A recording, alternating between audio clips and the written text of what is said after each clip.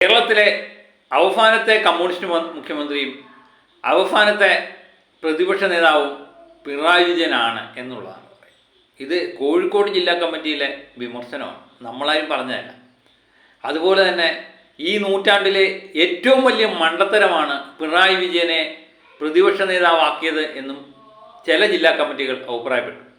അതുപോലെ ഗോവിന്ദൻ മാഷ്, M V Govindan മാഷ് പത്രക്കാരോട് വാ തുറന്ന് ഏതെങ്കിലും സംസാരിച്ചു കഴിഞ്ഞാൽ 100 പേർ പാർട്ടിക്കെതിരാകും എന്നുള്ള വിമർശനവും ജില്ലാ കമ്മിറ്റിയിൽ നിന്നുണ്ടായതായിട്ടാണ് മാധ്യമങ്ങൾ റിപ്പോർട്ട് ചെയ്യുന്നത്.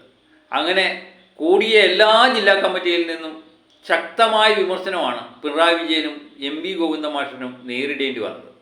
എനിക്ക് തോന്നുന്നു 1 മാസം മുമ്പ് ഇതിനെപ്പറ്റി നമ്മൾ ചിന്തിക്കുക പോലും ഇല്ലായിരുന്നു. കാരണം പിണറായി വിജയൻ അത്രയ്ക്ക് ദേവതുല്യനായിരുന്നു പാർട്ടി കമ്മിറ്റികൾക്ക്, അതുപോലെ പാർട്ടി നേതാക്കന്മാർക്ക്. പിണറായി വിജയനെ സൂചിപ്പിച്ച് നിന്ന് കഴിഞ്ഞാൽ മന്ത്രിസ്ഥാനവും MLA സ്ഥാനവും പാർട്ടിയിൽ ഉന്നത സ്ഥാനങ്ങളും കിട്ടും എന്നുള്ള ഒരു കീഴ്വഴക്കവും ഉണ്ടായിരുന്നു.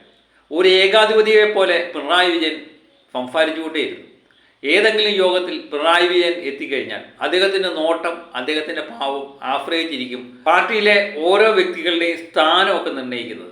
അത് കൃത്യമായിട്ട് എം വി ഗോവിന്ദനും പാർട്ടിയിലെ ഉന്നതങ്ങളും മനസ്സിലാക്കുകയും പിണറായി വിജയന് പാദസേവ ചെയ്തുകൊണ്ടേയിരുന്നു.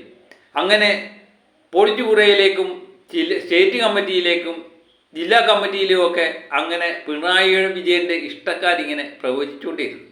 പിണറായി വിജയൻ്റെ ഇഷ്ടം നേടിക്കഴിഞ്ഞാൽ മന്ത്രിസഭയിൽ അംഗമാകാം, മന്ത്രിമാരാകാം എന്നൊക്കെ വിചാരിച്ച ഒരു കാലമുണ്ടായിരുന്നു. കാണാത്തതുപോലെ പല വ്യക്തികളുടെ ഭാര്യമാരും മരുമക്കളും ഒക്കെ മന്ത്രിസഭയിൽ ഇടം പിടിക്കുന്നു. പാർട്ടിയിലെ സീനിയർ നേതാക്കന്മാർ പലരും തഴയപ്പെടുന്നു. അങ്ങനെ പല കാര്യങ്ങളും കഴിഞ്ഞ 10 കൊല്ലത്തിനിടയിൽ സംഭവിച്ചുകൊണ്ടേയിരിക്കും. അതിനൊക്കെ ഒറ്റ കാരണമേ ഉള്ളൂ. പിണറായി വിജയൻ എന്ന് പറയുന്ന വ്യക്തി മനസ്സിലെന്തു തോന്നുന്നു അത് പ്രാവർത്തികമാക്കാൻ അദ്ദേഹത്തിൻ്റെ അദ്ദേഹവും സന്നദ്ധനായിരുന്നു. വിമർശനത്തിന് അതീതനായിരുന്നു പിണറായി വിജയൻ. പക്ഷേ 2 മാസം മുമ്പ് എനിക്ക് ഇതുപോലൊരു വീഡിയോ ചെയ്യാനുള്ള ഒരു ധൈര്യം കിട്ടത്തില്ലായിരുന്നു. കാരണം അന്ന് പിണറായി വിജയൻ്റെ കാലമായിരുന്നു. പിണറായി വിജയനാണെങ്കിൽ കേരളം എന്നുള്ള രീതിയിൽ മാധ്യമങ്ങളും പാടിപ്പുകഴ്ത്തിക്കൊണ്ടേയിരുന്നു. പാർട്ടിയിലെ അണികൾ അദ്ദേഹത്തെ കാരണഭൂതമെന്നും ക്യാപ്റ്റനെന്നും കപ്പിത്താനെന്നും ഒക്കെ വിളിച്ച് പുകഴ്ത്തിക്കൊണ്ടേയിരുന്നു. അതുപോലത്തെ തിരുവാതിരപ്പാട്ടുകൾ, വഞ്ചിപ്പാട്ടുകൾ എന്ന് വേണ്ട, നാടോടിപ്പാട്ടുകൾ എന്ന് വേണ്ട പിണറായി വിജയനെ പുകഴ്ത്തി പറയുന്ന പാട്ടുകളായിരുന്നു അനവധി.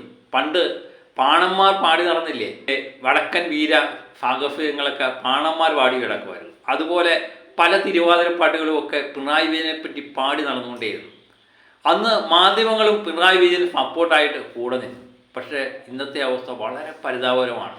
ഓരോ ജില്ലാ കമ്മിറ്റി കൂടുമ്പോഴും വിജയൻ എന്ന് പറയുന്ന വ്യക്തിയെ കടിച്ചു കീറാൻ വേണ്ടി കമ്മിറ്റി അംഗങ്ങൾ കാത്തിരുന്നു. കാരണം അവരുടെ ചരട് എല്ലാം പൊട്ടിപ്പോയിരിക്കുന്നു എന്നുള്ള നിയന്ത്രണത്തിൻ്റെ ചരടുകൾ മൊത്തം പൊട്ടിപ്പോയിരിക്കുന്നു. കാരണം വിമർശിക്കാൻ അവർ കൃത്യമായിട്ട് മനസ്സിലാക്കിയിരുന്നു. പണ്ട് കമ എന്നൊരു അക്ഷരം വേണ്ടാത്ത പല പാർട്ടി നേതാക്കന്മാരും സംസാരിച്ചു തുടങ്ങിയിരിക്കുന്നു.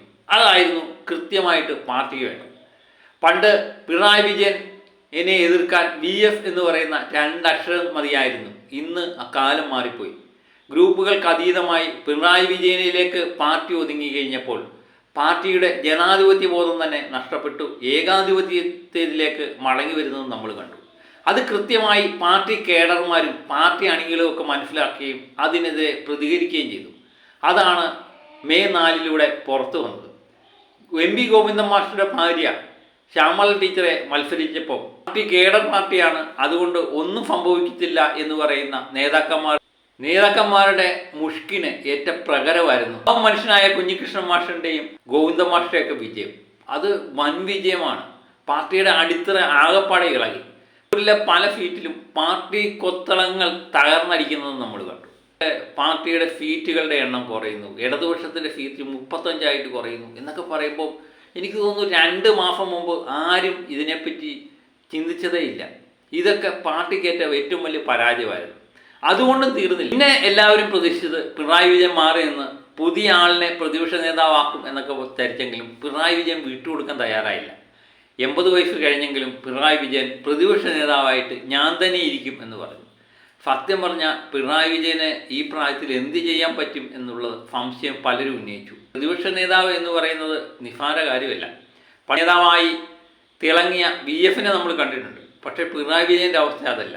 ജനങ്ങളുമായിട്ട് കൂടുതൽ ഇഴചേർന്ന് നിൽക്കാൻ അദ്ദേഹത്തിന് പലപ്പോഴും കഴിയാറില്ല. കടക്ക് പുറത്ത് വീട്ടിൽ ചെന്ന് ചോദിച്ചാൽ മതി, നികൃഷ്ടജീവി എന്നൊക്കെ പല പദങ്ങൾ ഉപയോഗിച്ച് അദ്ദേഹം ജനങ്ങളുടെ മനസ്സിൽ ഒരു നെഗറ്റീവ് ഇമ്പാക്റ്റ് ഉണ്ടാക്കിയിട്ടുണ്ട് എന്നുള്ളത് 100% ഉറപ്പാണ്. അതുതന്നെയാണ് റിസൾട്ടിലൂടെ പുറത്തു വന്നത്. ഇത് കൃത്യമായിട്ട് പിണറായി വിജയൻ മനസ്സിലാക്കി പിണറായി വിജയൻ മാറി നിൽക്കണമായിരുന്നു. അതായിരുന്നു ബുദ്ധിപരമായ നീക്കം.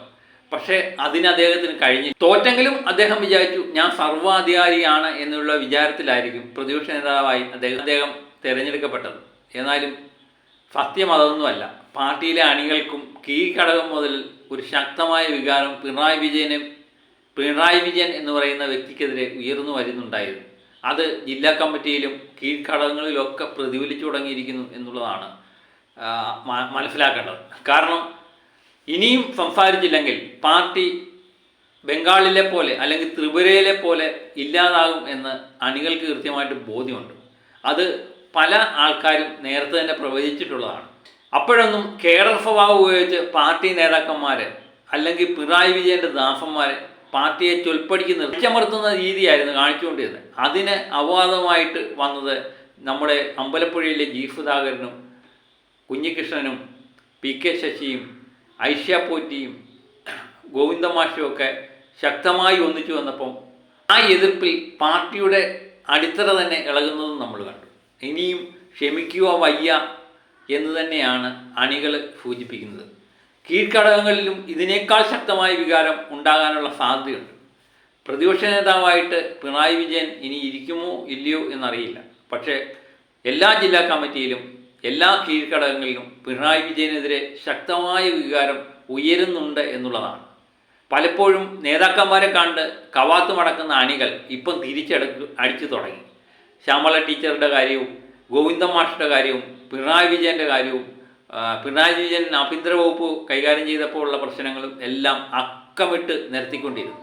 പക്ഷേ വൈകിപ്പോയിരിക്കുന്നു. നേരത്തെ ഇങ്ങനെയുള്ള കാര്യങ്ങൾ പാർട്ടി യോഗങ്ങളിലും പാർട്ടി കമ്മിറ്റികളുമൊക്കെ ശക്തമായി മുഖത്ത് നോക്കി സംസാരിക്കാൻ കഴിഞ്ഞിരുന്നുവെങ്കിൽ ഇത്രയൊരു പരാജയം പാർട്ടിയെ തുറച്ചു നോക്കില്ലായിരുന്നു എന്നാണ് മനസ്സിലാക്കേണ്ടത്. ഇനിയും വരും ദിവസങ്ങളിൽ പാർട്ടിയിൽ പിണറായി വിജയൻ്റെ സ്ഥാനം എന്താണെന്നുള്ളത് കണ്ടു തന്നെ അറിയണം.